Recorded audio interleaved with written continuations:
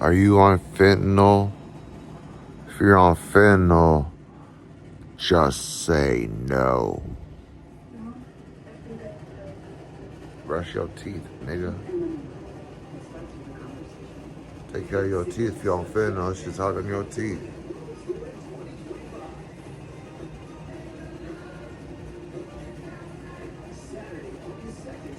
It's not the Suboxone making the teeth fall out.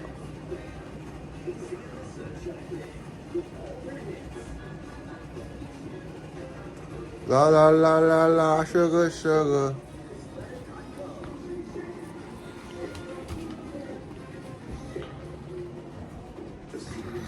Shake, shake, shake.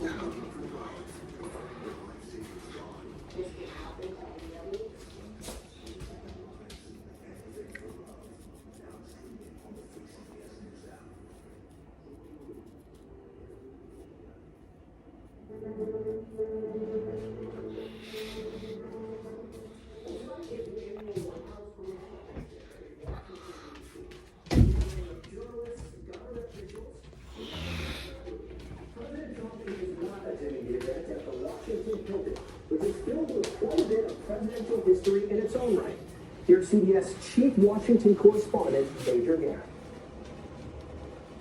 Inside the kitchen at the Washington Hilton dinner prep for 2,600. That means 2,600 plates. Not quite. Executive Chef Daniel Bennett. So if it's a 3-course, you multiply that by 3. We could walk away doing almost 10,000 plates in the kitchen as a whole. The White House Correspondents' Dinner has been an annual tradition since 1921, bringing together presidential comedy. Would you like to watch 10,000 Dishes? Where I'm supposed to be fine. Andrew Starr is now working for Frito-Lay in Modesto, California. The Hilton has been its Maybe he's your chip delivery dude. years. Obama. It is also known for one of the darkest moments in presidential history. Thank you very much. President Ronald Reagan had just finished speaking at a union convention when he emerged from the hotel and was struck by a bullet from would-be assassin John Hinckley. Reagan survived and returned to the Hilton less than 6 months later.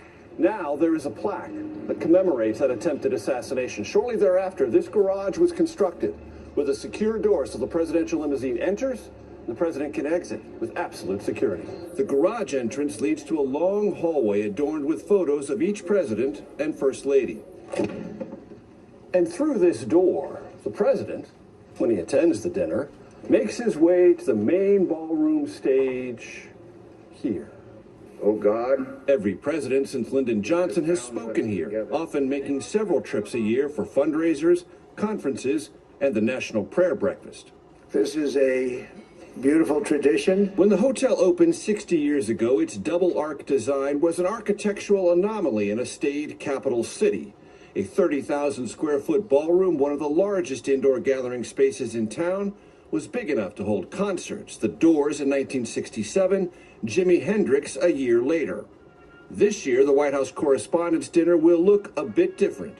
No featured comedian, no president of the United States. Pretty much the day the event ends, we're already planning for the next event. Ken Jarka is the hotel's general manager. When the night is over, what defines success? No one is writing about us the next morning. How's that?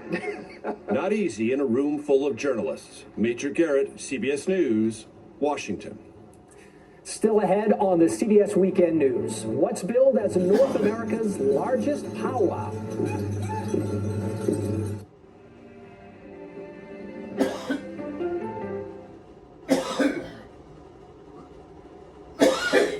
My family's always been my #1 priority. If anything happens to me, I don't want my family to stress over money. I kept putting it off, but finally I searched best online life insurance, and Ethos came up. Honestly, I was expecting a complicated process. Ethos made it so easy to get done. It took maybe 10 minutes. I got covered 100% online and was able to get a rate instantly. I feel so much better knowing my family's protected. Check your price today at ethos.com. $15 a month at Mint Mobile. When I premium wireless for $15 a month, thinking, why not premium wireless for $15 a month? Who am I kidding? Premium wireless for $15 a month will always premium wireless for $15 a month. And sometimes premium wireless for $15 a month every time. No points for subtlety, right? Let's be honest, premium wireless for $15 a month, am I right? Let's just stop having AI write these, okay, guys? What will you do when the power goes out? Power outages can be unpredictable and inconvenient, but with a Generac home standby generator, your life goes on uninterrupted because you'll have power when you need it the most. The number one thing to prepare for is extended power outages. Don't make it so hard on yourself. Have a Generac home standby generator. And special financing and low monthly payment options are available. Call or go online now to request your free quote. Power your life with Generac. Searching for the perfect underwear? Tommy John combines innovation and excellence in every pair. Available in multi-packs, Tommy John's breathable second skin underwear is even softer than cotton, with up to 4 times the stretch of competing brands. We've also crafted indulgently soft second skin sleepwear for luxurious evenings and mornings. Invest in your comfort worry-free. If you don't love your first purchase, we'll make it right, because if you dress to the nines, your underwear should be a 10. Go to TommyJohn.com now for 20% off your first order. Dr. Rick, we are thinking sandwiches again for lunch. What should I put you down for? Oh, boundaries. They can be tough for young homeowners turning into their parents. Now, I'm either going to go tuna melt or Reuben. They're known for their Remember, Reuben. when the door closes, so does the conversation. Yes, gotcha. Okay. Looks like the soup of the day is tomato bisque. Progressive can't protect you from becoming your parents, but we can protect your home and auto when you bundle with us. I could go tuna melt. If you want to go Reuben, we could do a mix and match. My moderate to severe Crohn's symptoms kept me out of the picture. With Skyrizi, feel symptom relief at 4 weeks. Many people were in remission at 12 weeks, at 1 year, and even at 3 years. Don't use Allergic. Serious allergic reactions, increased infections, or lower ability to fight them may occur. Before treatment, get checked for infections and TB. Tell your doctor about any flu-like symptoms or vaccines. Liver problems leading to hospitalization may occur when treated for Crohn's. Ask your gastroenterologist about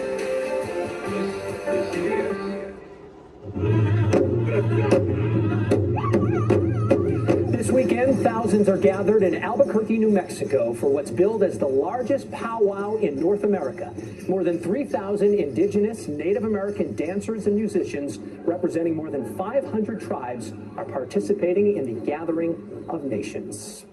We learned this week of the death of Lulu Roman. If you don't know her name, you may remember this.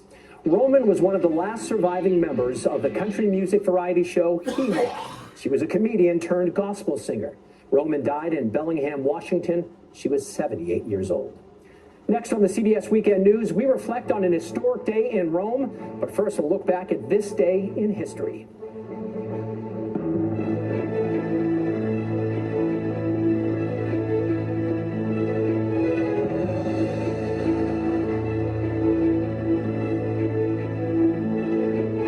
Every indication is that it was a serious nuclear accident.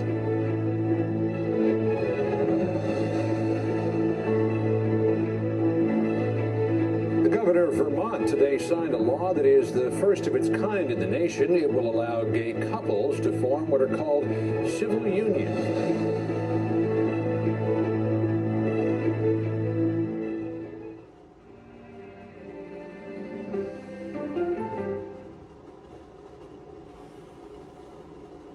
the Silverado Trail Boss. And a little work.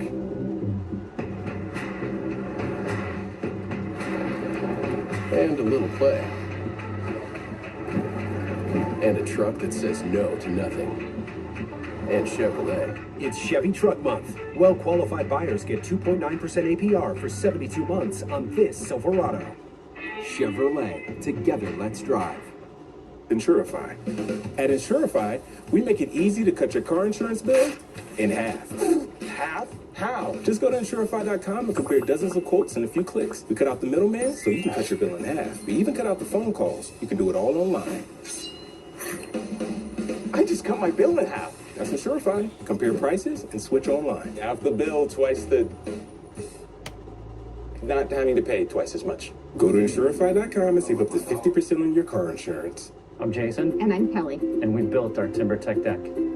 There was a question if we were able to do this ourselves. We just decided to go for it. Yeah, I mean, I'd say the hardest part of the whole project was just getting the materials out of the truck. We wanted a product that looked like real wood, but maybe didn't have the same wear and tear as real wood. This is our forever home, so it's great to have TimberTech and have the longevity of the product. It looks amazing, and now the family can enjoy it for years to come. That's one of the things that we're so excited about. Now streaming on the free CBS News app. We end tonight back at the Vatican with more on the People's Pope. It is a nickname that is simple and powerful. Fitting because it's exactly who Pope Francis was. Simple and powerful. No one knew Pope Francis more than the people of his home country. Today in Buenos Aires, young Argentinians gathered before dawn to hold vigil, saying the elderly Pope brought young people closer to their church. And on this day, his life more than death brought hundreds of thousands to Rome to see a simple wooden coffin traveling the final miles of a journey 88 years in the making. Pope Francis buried at his request, not at the Vatican, but at the Basilica of St. Mary Major in one of Rome's poorest neighborhoods. Pious, but not polished until the very end. The People's Pope, indeed. That's the CBS Weekend News for this Saturday. Jerica will be back here tomorrow. I'm David Wade in New York. Have a great night.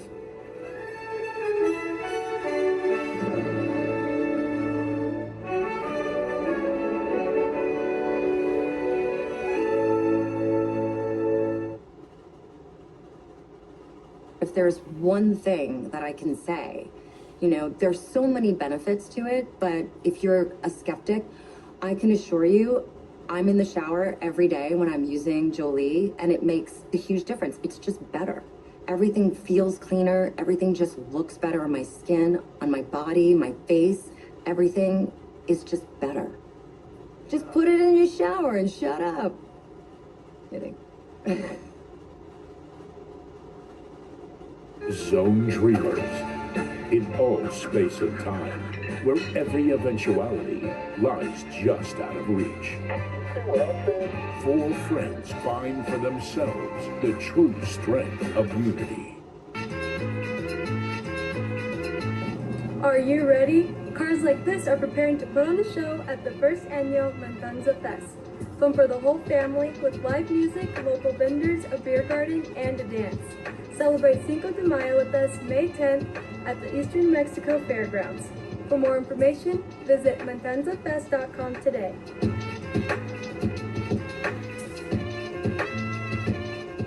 Hated part of the city of Roswell. Go to the ends of the earth. A great adventure together. Come on in. And reach for the stars. We'll hit the heights. Bingo. Because there's always something new under the sun on CBS Sunday morning. Now streaming on the free CBS News app. Tonight, farewell to Francis.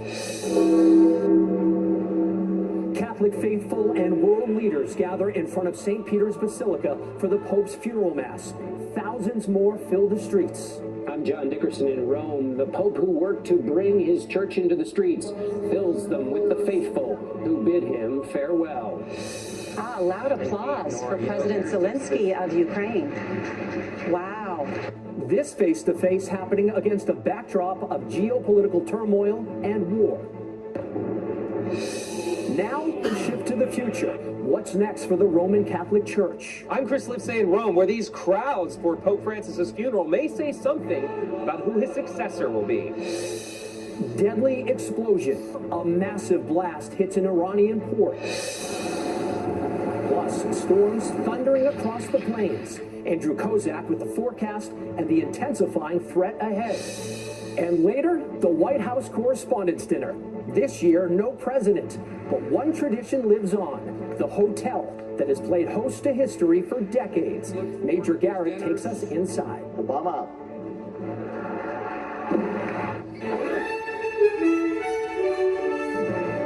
This is the CBS Weekend News from New York with Jerica Duncan. Good evening. Jerica is off. I'm David Wade. We begin tonight with the remarkable goodbye to the People's Pope. 250,000 people attending his funeral.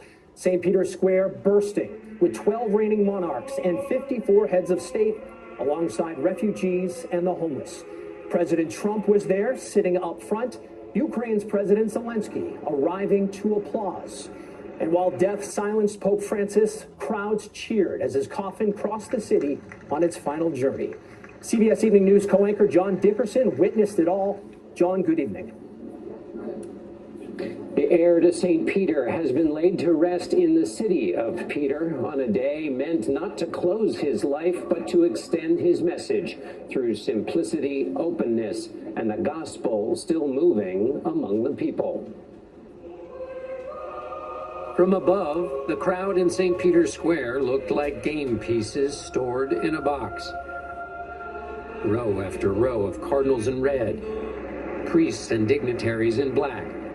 250,000 people, 50 world leaders, representatives from more than 160 countries, all aligned to fix their gaze on a plain wooden box.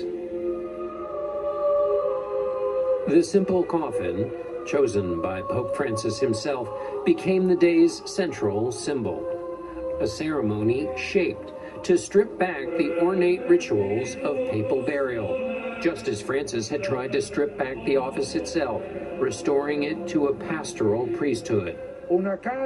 In his homily, when Cardinal Ray described the church Francis envisioned, a home for all, a home with its doors always open, the crowd erupted in cheers.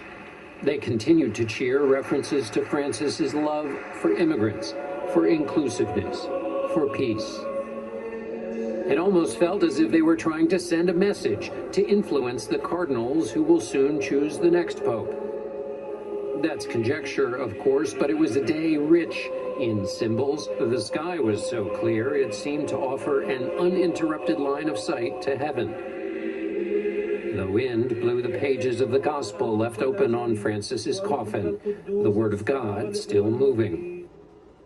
Perhaps no image drew more attention than this. President Donald Trump seated across from Ukraine's Volodymyr Zelensky, meeting one-on-one before the Mass. Francis's first miracle, joked one priest. It was the first time the two leaders had spoken face-to-face since their disastrous clash in the Oval Office.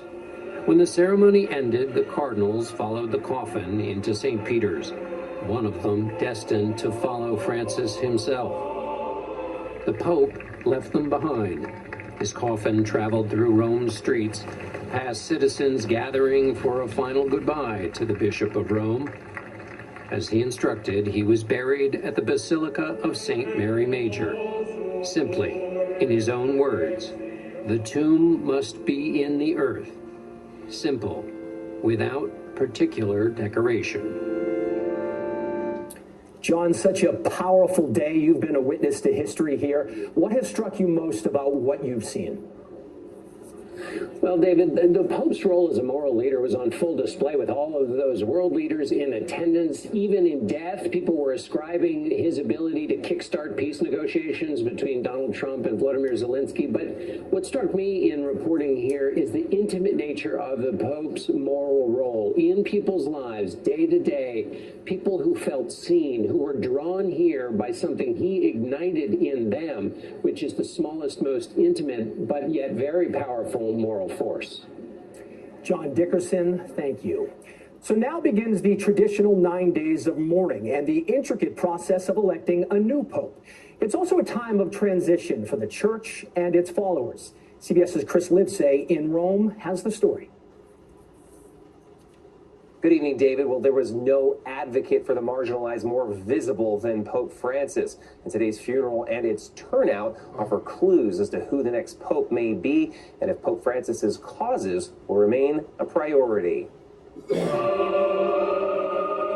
Crowds of both the faithful and the curious lined the streets for miles to attend the funeral of Pope Francis today.